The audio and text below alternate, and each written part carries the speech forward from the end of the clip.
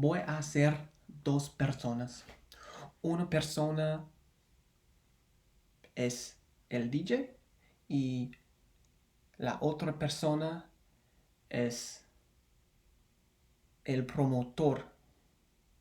Y el promotor no quiere pagar el DJ, solo quiere darle los boletos de tomar. Y el DJ no quiere tomar alcohol.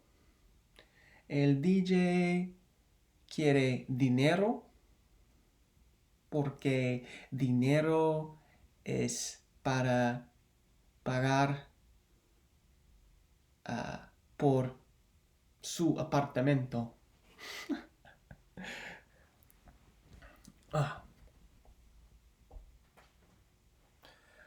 Soy el mejor DJ de la ciudad.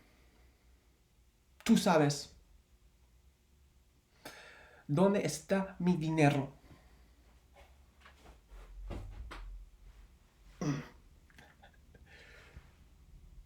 Puedes tener un boleto de tomar. Puedes tener dos bebidos con alcohol. No, no, no quiero. No lo quiero. No los quiero. No. Porque no tomo alcohol. Soy salud.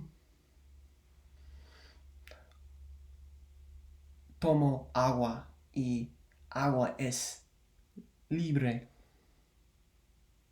para tomar. Sus mezcladores no sabe cómo hacer las bebidas bien. Sus bebidas está asqueroso. No me gusta los bebidos. No quiero los boletos de bebido.